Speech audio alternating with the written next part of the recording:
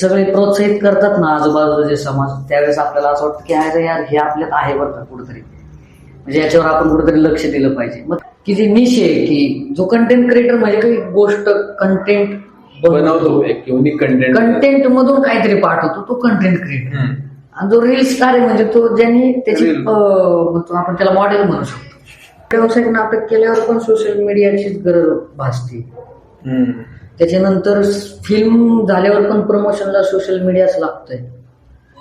आणि social media केल्यावर इंडस्ट्रीत असं थोडंसं वेगळं का पाहिलं जातं. मग सोशल मीडियाच्या फेसेसला घ्यायला एकतर नाही बोलते, क्लिअर कट नाही असतं त्यांचं, आणि जर घेतलं तर त्यामागचं एक इंटेंट असा असतो की ते प्रमोशनसाठी घेतात. सिरियलची शूटिंग असं झालं, मुंबईत माझ्या पायापाशी आली. मला नाही का की मुंबईत असतं ना सगळं शूटिंग, मला वाटलं मुंबई आली मेरे पास में आ गई, कुछ टेन्शन नाही. ते केले भाऊ कदमचे भरपूर बनवले, कॅरेक्टर करायचं आपल्याला, तिने काहीतरी वेगळं दिसलं पाहिजे. दुकानात गपचूप मागे गोडाऊन मध्ये जाऊन फोन ठेवून आपल्या दुकानात करायचे.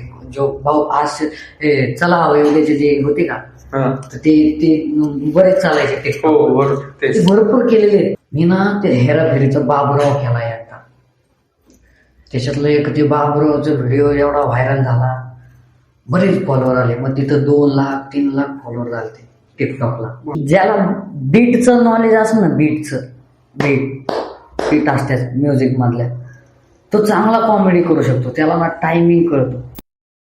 रेडी? स्वागत आहे मित्रांनो तुमचा पुन्हा एकदा आपल्या नवीन पॉडकास्ट मध्ये.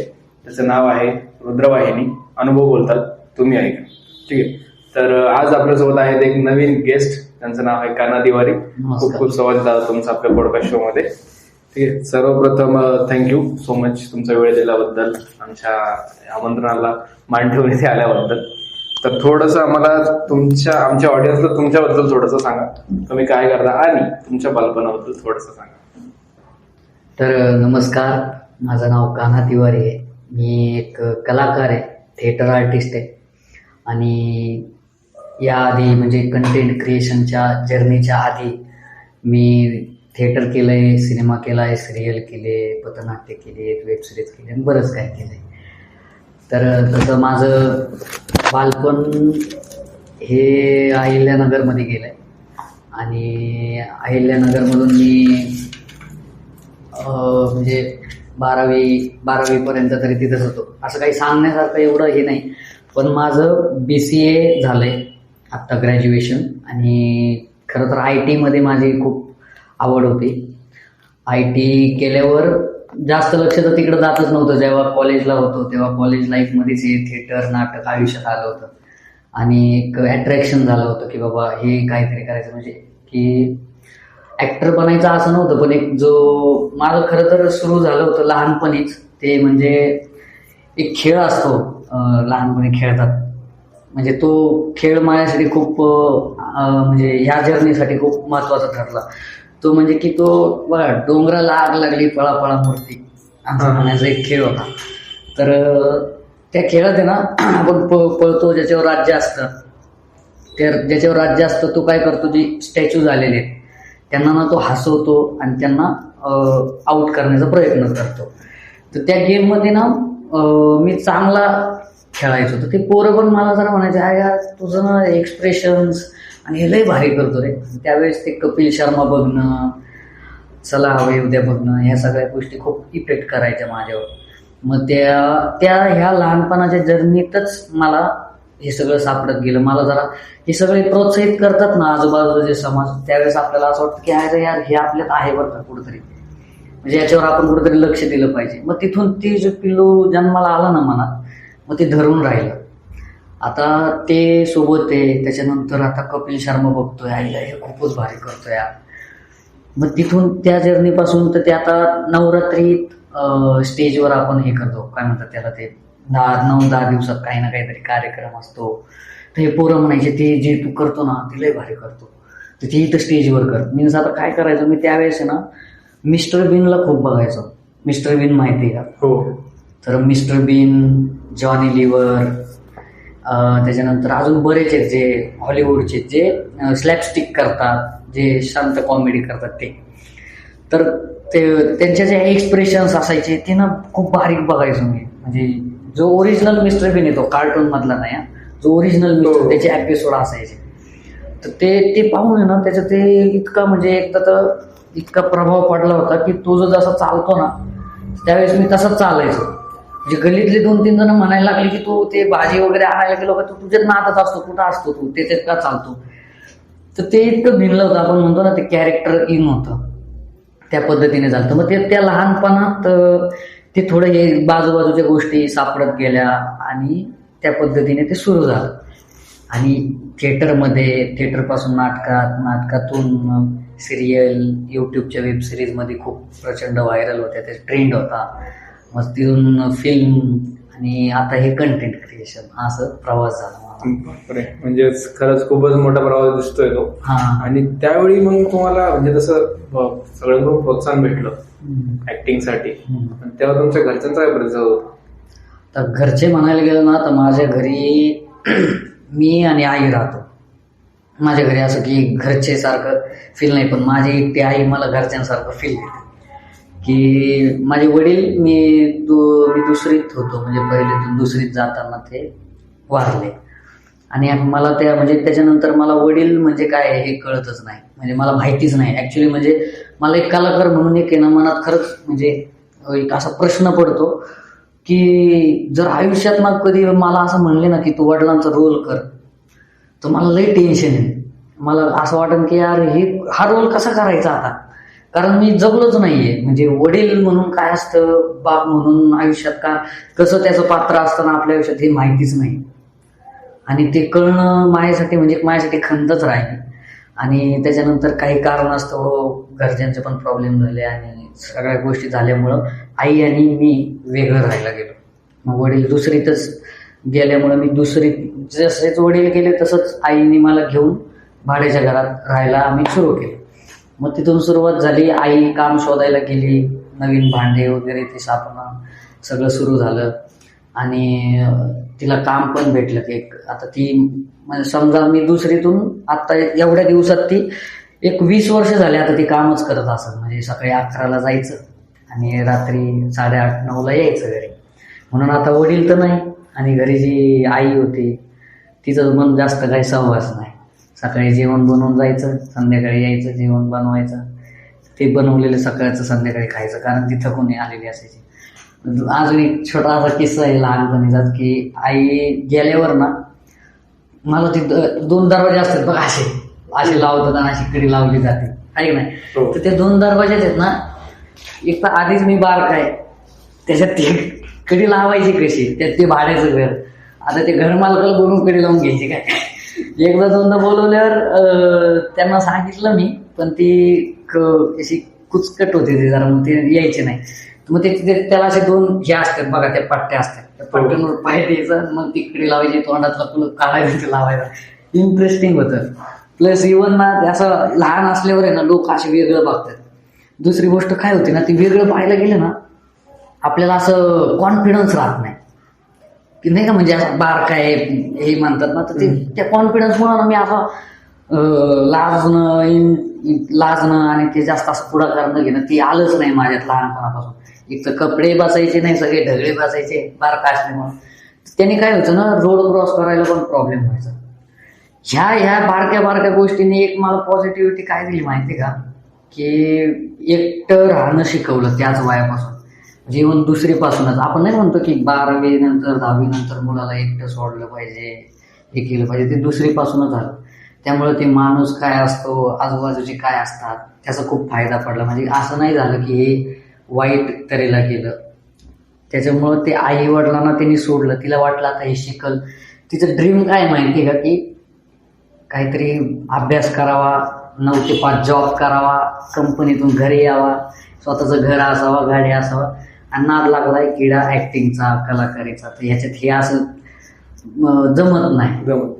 मग तुम्ही जे म्हणताय की घरच्यांचं, ते म्हणजे माझी एक सिरियल युस्तवर, म्हणजे माझी एक सिरियल आली होती तोपर्यंत पण आईला माहिती नव्हतं की मी या क्षेत्रात करतोय, काम करतोय. म्हणजे मी नाटक पण आहे ना, शाळा कॉलेज बोलवून गपचूप आपलं ओळख काढून सापडत गेलोय. आणि घरच्यांना पोहोचून पण नाही दिलंय घरच्यांना. एकदा माझी पहिली सिरियल आली होती झीवाला, म्हणजे झीवाला ती 8:30 वाजता लागली होती. पहिल्याच एपिसोडला माझा पहिली सिरियल म्हणजे झीवर लागली होती. हा ते तुझं माझं जमतंय म्हणून होते. म्हणजे माझं नशीब म्हणा, माझ्या देवाची देण म्हणा, म्हणजे आपण नाही का म्हणतो रस्ता उघडत जातो आपण जे काम करतो, जर देवाने ठरवलेलं असेल तर मी ज्या दरम्यान हे सगळं सुरू केलं ना, त्या दरम्यान नगरमध्ये खूप प्रचंड फास्ट लेवलला आहे ना सिनेमा सिरियल इंडस्ट्री येत होती. त्याच्या आधी जास्त नव्हती, पण त्या टायमालाच येत होती. तर तुम्ही जे म्हणताय ना घरच्यांचं, तर तुम्हाला सांगतो, ती पहिली सिरियल ज्यावेळेस आली ना, सगळ्या गल्लीला माहिती होतं नाही का सिरियल करतोय. आईला नाही इंटरेस्ट, आईला माहित नव्हतं, आईला नाही सांगितलं ती मारती. पूर्ण गल्लीला माहिती. हा, तू क्लास बुडून शाळा बुडून हे का करतो.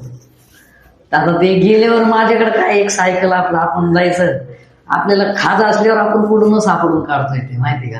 ते जर हा, तर आहे ना 8:30ला एक आमच्या समोर मोठा टीव्ही होता एकाच घरात, तिथं सगळेजण गल्लीतले गोळा झाले आणि आई 8:30ला आली. तर ती खडखडत भेकायला बाहेर आली आणि तिला सांगितलं माझी सिरियल लागली, मी येणार आहे आता. कोणी सांगितलं? मी. हा, सांगितलं सिरियल येणार आहे. जे काय मारलाय मला, हे धंदे कोण करायला लावले तुला. सगळेजण बघत होते. नंतर गपचूप शेजारी एक घर असतं, असं दरवाजातून आवाज येतो आपल्याला त्यांच्या टीव्हीचा, ते पण बघत होते नाही का. लय वगैरे आपलं लागले. ती रागात का व्हायना 1-2 मिनिटं तिला घेऊन गेलो, तिला दाखवलं. तिला होता आतून नाही का आनंद, यार आपलं दिसतंय, पण तिला ते नको होतं. ते नको होतं तिच्या चांगल्याच कारणासाठी. कारण एक एवढ्या वर्ष झाले मी काम करते तुझ्यासाठी, तुला मोठं होऊन 4 लोकात मी समाजाला हे करून इकडं तुला सांभाळायची एवढी हिंमत केली, तर तू हे बाकीच्या धंद्यात नको जाऊ. म्हणजे एक वेगळी इमेज आहे बघा. म्हणजे जे वयस्कर लोक आहेत ना, ते सिनेमा ऍक्टर म्हणा, इंडस्ट्री आहे ना, त्याच्याबद्दल एक वेगळी इमेज तयार होती. आता हे युट्यूब, इंस्टाग्राम हे सगळं आलंय त्याच्या आधीचं. म्हणजे सिरियल, सिनेमा, कलाकार लोक जे होते त्यांना म्हणायचे की दारू हे वाईट नाद इथं खूप लवकर लागतं. त्याच्यामुळे ती भीती नाही का, एक जुन्या विचारांची भीती होती. मग तिचं पण ते म्हणणं साहजिक होतं की बाबा हा हिला ना ते आता ती बदलू कसं, हे पण व्हायचं मला.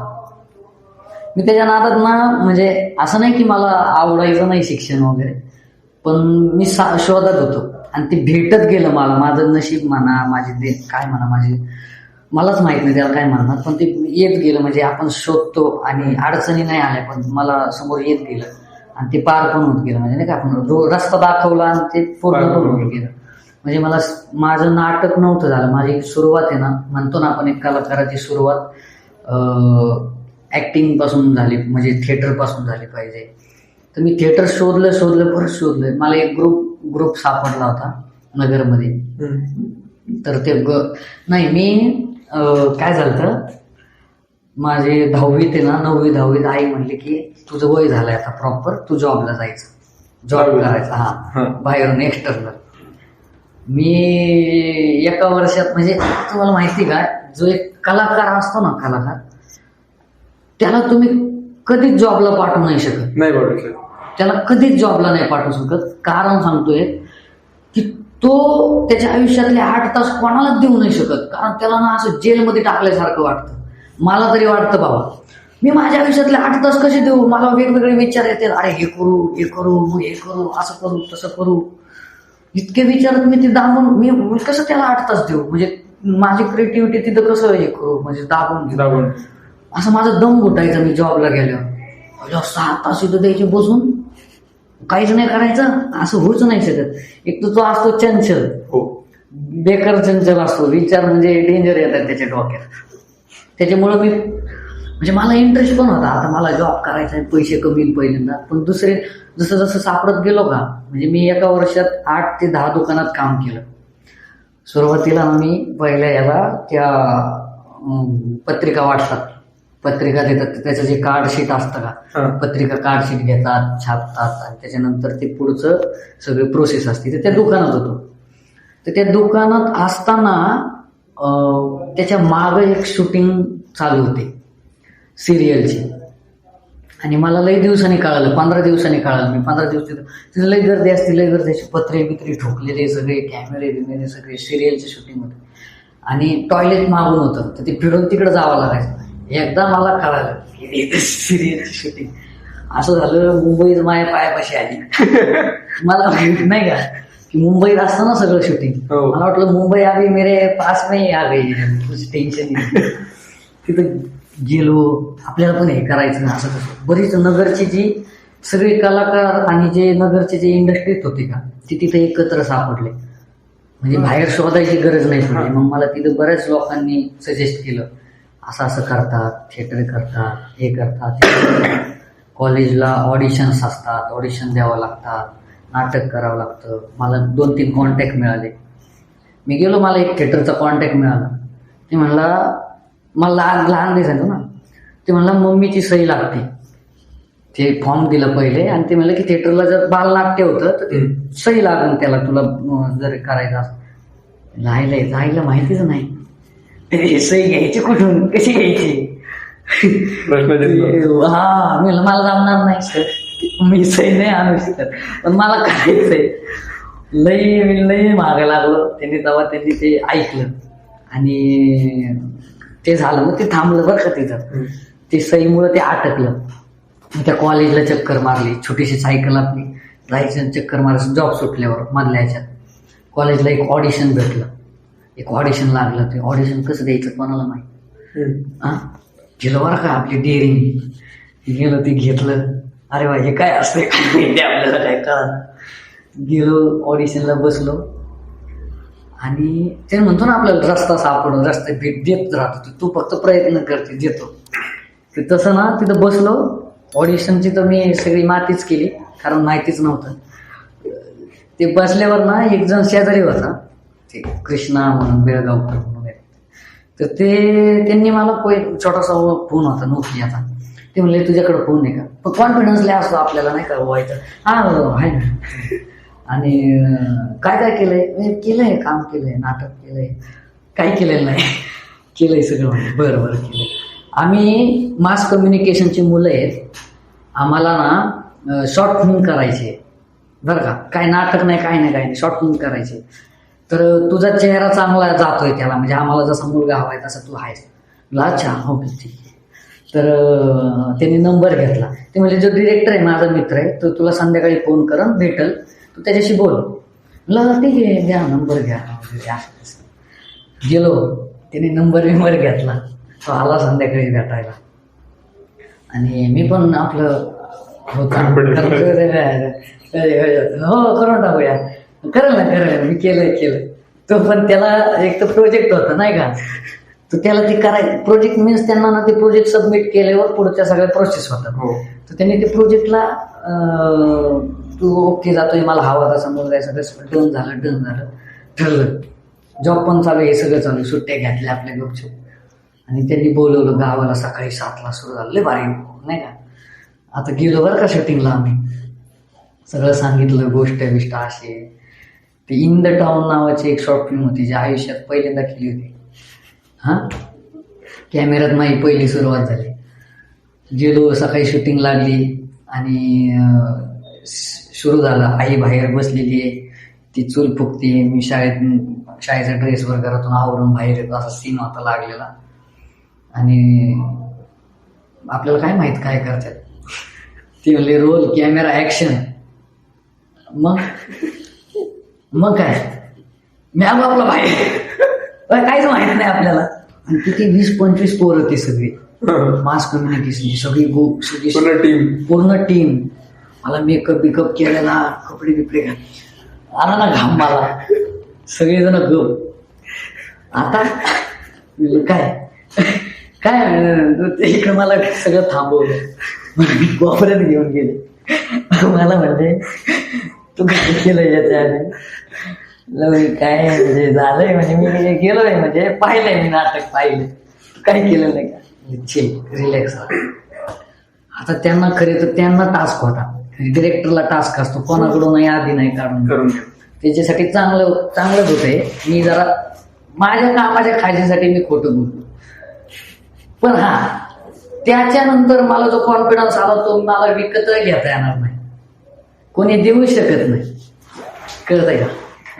म्हणजे त्या दिवशी जो मला कॉन्फिडन्स भेटला ना, म्हणजे त्या 3-4 दिवसात मला जे काही कळालंय ते मला कोणताच क्लास नाही देऊ शकत, म्हणजे कोणच देऊ नाही शकत. कारण तेव्हा मी सापडत होतो, कारण मी माती खाल्ली होती. आणि आता हे सगळ्यांसमोर जे सपोर्ट करतायत आपण त्यांना 20% नाही 200% दिली पाहिजे.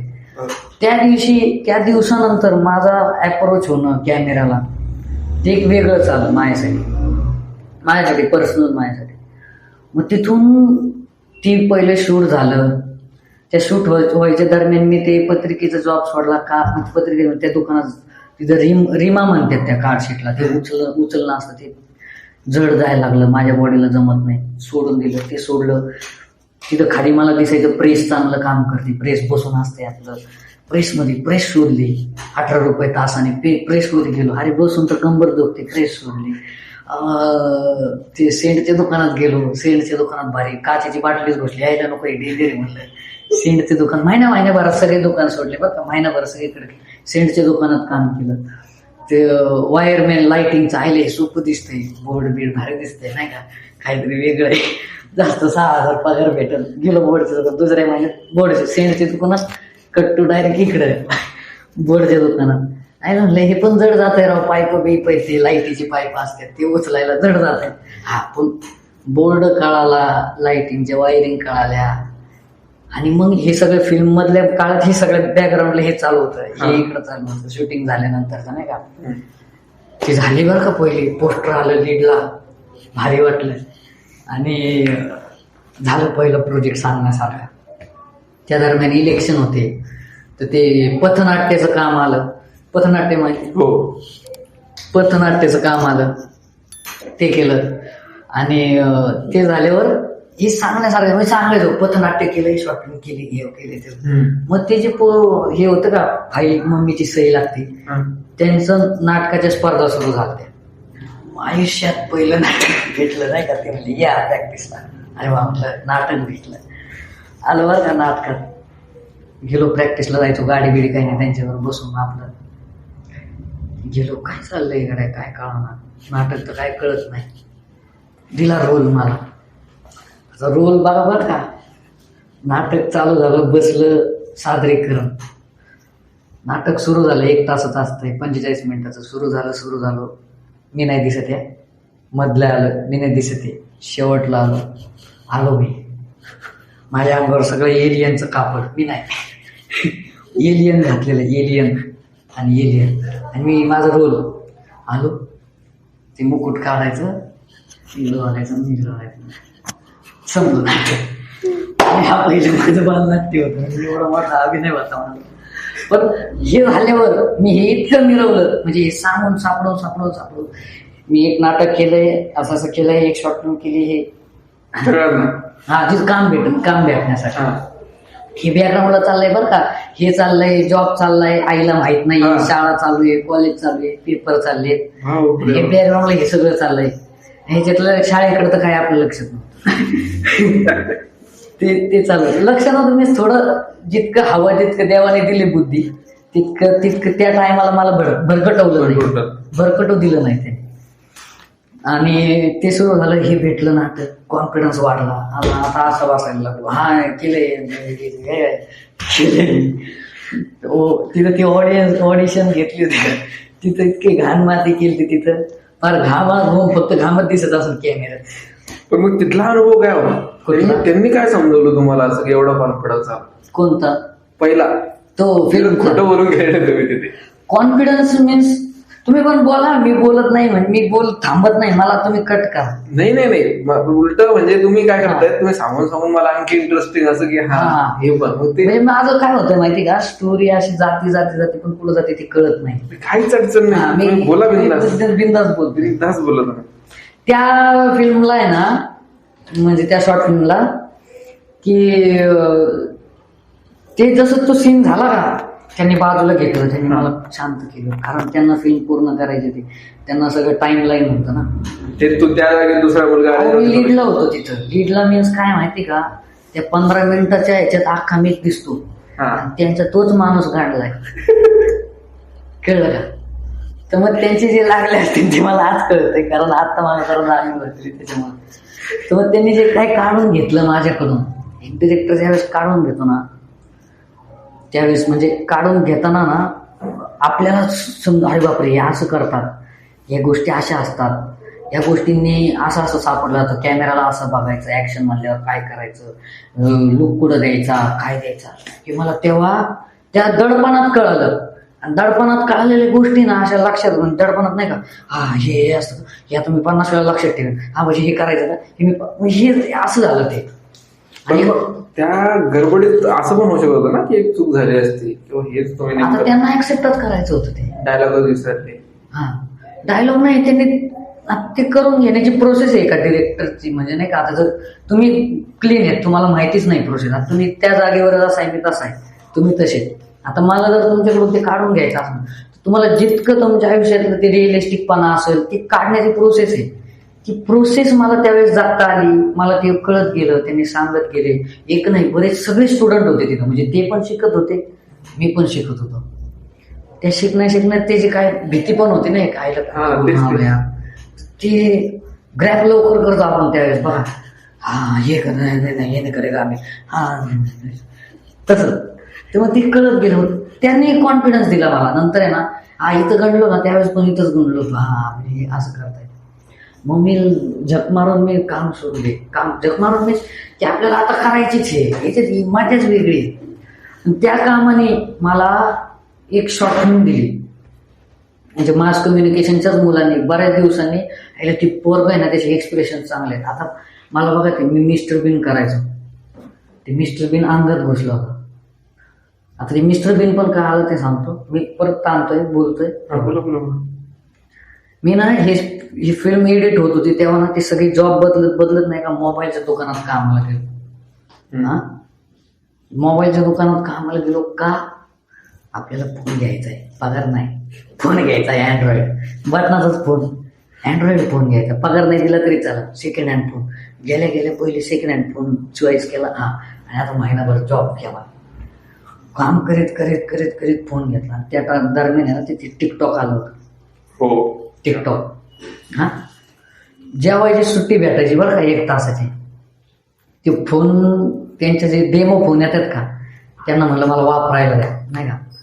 जेवायच्या सुट्टीत जायचो आणि ना तो फोन घ्यायचो आणि घरी घेऊन यायचो.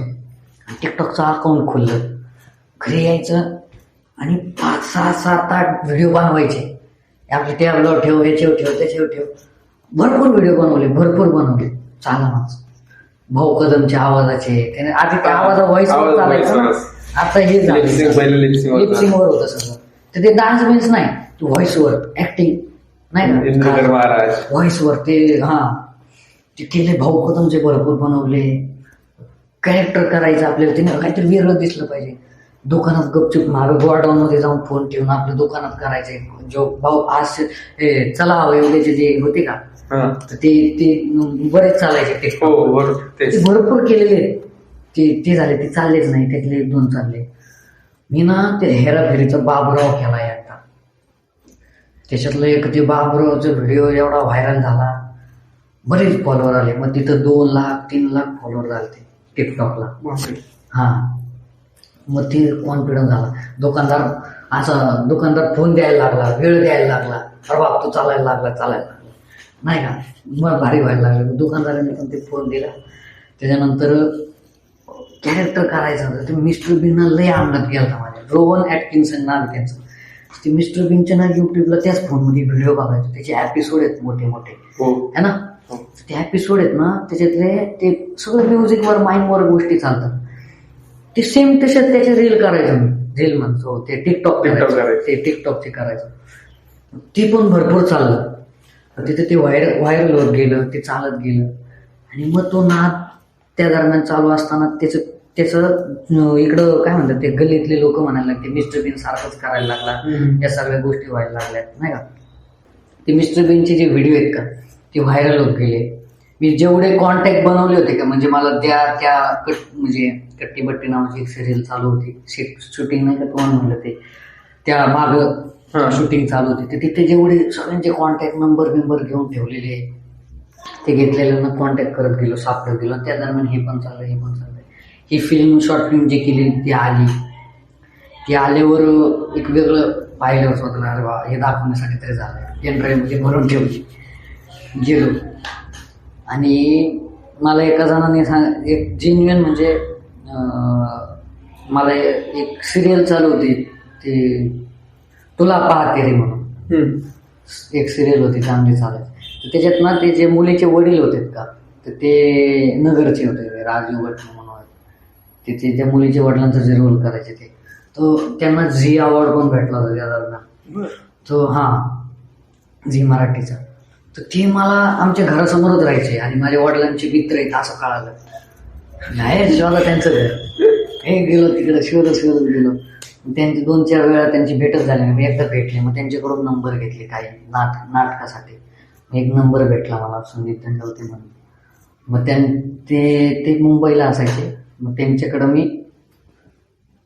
नाटक करायचं म्हणून मी 1.5 वर्ष थांबलो. आपलं ते फॉलोअप घेत राहणं काम चालत असतं. तर त्यांचं एक नाटक आलं, त्या दरम्यान जॉब पण चालू होता. त्यांचं एक काय म्हणतात त्यांना, ते एक वार्षिक करणार होते, सगळे प्रयोग लावणार होते. तर त्यांच्यापाशी मी गेलो, त्यांनी बोलून घेतलं त्यांनी.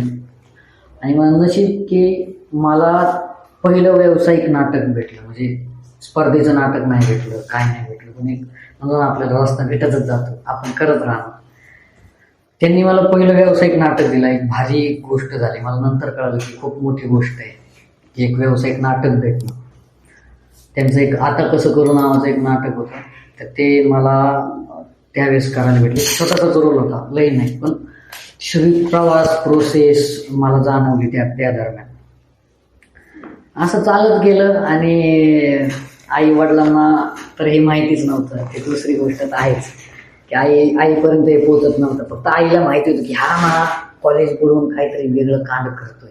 अच्छा, हे कळत होतं. कारण ते जास्त इंटरेस्ट दिसत नव्हता ना घरी. अभ्यास नाही, काय नाही, बोलतच नाही, बाकीच काहीतरी चाललंय याचं. जॉब करतोय. नंतर ते जॉब तुटला, 12वीचे पेपर आले, सोडलं गेलं. मग आता ठरवलं की भाई हेच करायचं. कॉलेज कोणतं निवडायचं जिथं नाटक चाललंय. तसं कॉलेज निवडलं. योगायोगाने वेब सिरीज मला भेटल्या. आमच्या नगरमध्ये एक फिल्म शूट झालती, ट्रिपल सीट नावाची, अंकुश चौधरींची. तर त्याची घराशेजारी शूटिंग लागली. अंकुश चौधरी आलेले, मित्राच्याच घरी शूटिंग लागली.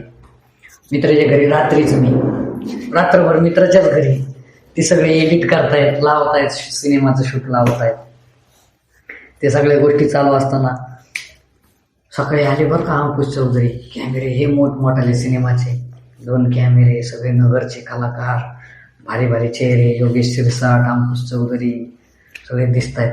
आणि आपला लपून तिथं गेलोच नाही घरी, आंघोळ केली नाही, तिथंच त्याच घरी शूटिंग सुरू झाली बरं का. मध्ये थांबत्यात ते कट झाल्यावर भाऊची डेअरी डायरेक्ट अंकुश चौधरी शेजारी बसलो. सर आपल्याला हे करायचंय, म्हणजे आपल्याला करायचं होतं, हे कसं करता येईल म्हणजे नाही का, म्हणजे मला खूप आवड आहे ह्याच्यात आणि करायचं होतं. डायरेक्ट त्यांच्या हा तेव्हा खाजना आता कसं सापडू का. त्याने मला बसवलं. ते मला अंकुश चौधरी म्हणले की तुला मी 2-3 माणसांशी भेटवतो इथल्या. त्यांनी आवाज दिले, बोलून घेतले. मला त्यांनी 2-3 माणसं दाखवले. असे हे माणसं आहेत, हे नगरमध्ये मोठी स्पर्धा भरवतात, अहिल्यानगर महाकरंडक नाही का. ही आधी अहमदनगर महाकरंडक म्हणून होती, खूप मोठी स्पर्धा आहे नगरमध्ये. आमचे नरेंद्र सरपिरोदिया ही भरवतात. तर ते स्वप्नील मुनत म्हणून एक जण होते. तर ते म्हणले की हे स्पर्धा भरवतात, त्यांच्याकडे जा, तिथं नाटक कर. हा चालेल, ठीक आहे. तिथून ते कॉन्टॅक्ट भेटला. आणि मग असे काही कॉन्टॅक्ट गोळा केले आणि मग त्यांच्यापर्यंत पोहोचून मार्ग सापडत गेलो. स्वप्नील सरांनी मला सुरुवातीला बरीच कामं दिली. म्हणजे लॉकडाऊन पण लागलं, त्या दरम्यान लॉकडाऊन झाल्या ही जी जेवाची सिरियल होती त्यांनीच म्हणजे सजेस्ट केली. त्याच्यानंतर त्यांची एक वेब सिरीज होती पहिली. त्याच्यानंतर जी कॅमेऱ्यात काम केल्यानंतर गाव नमुने नावाची एक वेब सिरीज केली. ती माझी यूट्यूबची वेब सिरीज झाली. पथनाट्य झालं, बालनाट्य झालं, सिरियल. त्याच्यानंतर यानंतर एक सिरियल झाली. हे गोळा झाले सगळ्या गोष्टी. बापरे, खरंच म्हणजे बरंच बोललोय. आता ह्याला कसं मॅनेज करायचंय काय? नाही म्हणजे तुमचा जो प्रवास तुम्ही सांगितला तो छोटा नाही पहिली गोष्ट. आणि ती कन्सिस्टन्सी तुम्ही मेंटेन ठेवली. ते घरी पण कॉलेजमध्ये पण ठीक आहे, ते बंक वगैरे मारलं त्या गोष्टी ठीक आहे चालायचं, पण मग त्याला घेऊन तुमचा तो सिरियसनेस एक डायरेक्टली दिसून येतोय. हा, मला एक जाणवलं माझ्या ह्याच्यात की बाबा ते सातत्य, एक फॉलोअप घेणं, त्याच्यानंतर न सोडणं हे खूप गरजेचं आहे. खूप गरजेचं आहे खूप. कारण कन्सिस्टन्सी इज द की असं म्हणतात. आणि जो कन्सिस्टंट राहिला त्यालाच भेटतं. असं नाही की 2 दिवस तुम्ही करशाल, चौथ्या दिवशी सोडशाल, असं नसतं, बिलकुल नसतं. आणि पण त्याच्यामध्ये सगळ्यात बिग टास्क हा असतो की तुम्ही करताय, तुम्ही जर सांगितलं तुम्ही 10वी पासून करताय, त्याच्यानंतर ठीक आहे आज जर काम नाही भेटलं तर एक दिवस माणूस कंट्रोल करू शकतो. ठीक आहे आज नसन आला, कोणाचा रिप्लाय नाही आला किंवा काम नाही आलं, 1 हप्ता करू शकतो. जर तेच महिनाभर जर सध्याच्या काळात झालं तर डिमोटिवेशन एक लगेच येऊन जातं. डिमोटिवेशनवर जर बोलायचं झालं नव्हतं, मला इतकं डिमोटिवेशन या गोष्टीवर नव्हतं. डिमोटिवेशन याच्यावर होतं की त्या नंबर, त्या मेसेजला रिप्लायच येत नाहीये, ते माणूसच बोलत नाहीये, अरे बाबा गेली जिंदगी, आता कसं करायचं, इथून माझं डिमोटिवेशन होतं. तोच प्रश्न आहे. म्हणजे आजकाल म्हणजे प्रत्येकाला वाटतं. मला जसं कळालं होतं ना की नगरमध्ये इतके नाटकांचे ग्रुप आहेत, म्हणजे माझ्यासाठी ते असं हेच होतं नाही का, GTA YCT आपण कसं खेळतो, ते हे दिलेले असतात आपल्याला, मिशन दिलेले असतात. मिशन होते माझ्यासाठी की इथं रात्री प्रॅक्टिस होती. रात्री मी आता जेवून आहे ना गपचूप सायकल घेऊन गेलतो त्या प्रॅक्टिस बघायला. मी बरंच लांब होतं, म्हणजे इथून जसं संभाजीनगर तसं लांब होतं. सायकलीवर गेलो, तिथं गेले, घ्यायचे नाही कारण त्यांची पण चूक नव्हती. मला म्हणजे बरेच नाही हा झाले, कारण ना मला आज कळतं की ते का घेत नसतील, त्यांची पण चूक नव्हती. पण बऱ्याच मी ग्रुपला गेलो, बाहेर बसायचो, बघायचो, त्यावेळेस ना असं व्हायचं की यार कधी भेटन आपल्याला. ते एक छोटं रोल करून सापडत नाही आपण आपल्याला. ते बऱ्याच ग्रुपला जाऊन थांबवायचे, नाही घ्यायचे. मग ते असं हे व्हायचं की कुठंतरी आपलं काय राहतंय राव, असं व्हायचं काहीतरी राहतंय, काय ते पण सापडत नव्हतं. आणि याच्यात झालं काय माहिती का, की एक वेळ असते आपल्याला, त्या वेळेवर बरोबर तो देतो, त्या वेळेला ते भेटत गेलं. सर्वात वर्स्ट एक्सपिरियन्स काय होता या फेजमध्ये? कोणत्या फेजमध्ये? म्हणजे स्ट्रगलिंग फेजमध्ये, जसं 10वी ते 12वी मध्ये. 10वी ते 12वी मध्ये वर्स्ट एक्सपिरियन्स ना,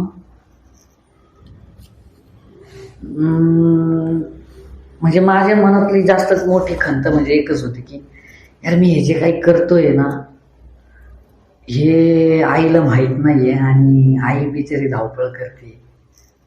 मला हे सगळं म्हणजे आतून होतं की यार ही पळते पण ह्याच्यात मला रिझल्ट सापडा नाही. मला आता ती आवड येते, ते सर्टिफिकेट येते, 4 लोक अरे वालय भारी करतो, हे आईला मान्यच नाहीये. म्हणजे भलेही बायका आजूबाजू ऍक्टिव्हिटी दिसलाय तुमचं पोरगं, हे काही छोटी गोष्ट आहे का?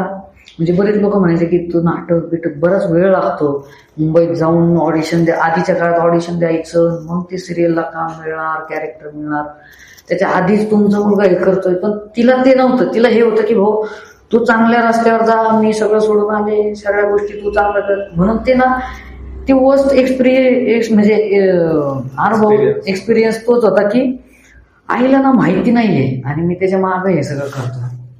पण मग तुम्हाला त्याच्या मागे ऍटलिस्ट तुम्हाला तरी कॉन्फिडन्स होता का की तुम्ही एक दिवस असं येईल की तुम्ही ते प्रूव्ह करून देशाल, किंवा असं तुम्हाला वाटायचं की नाही मला सोडावं वाटतं? या 2 पैकी कोणता एक्सपिरियन्स सोडावं वाटतंय हे झालं होतं माहिती का कधी?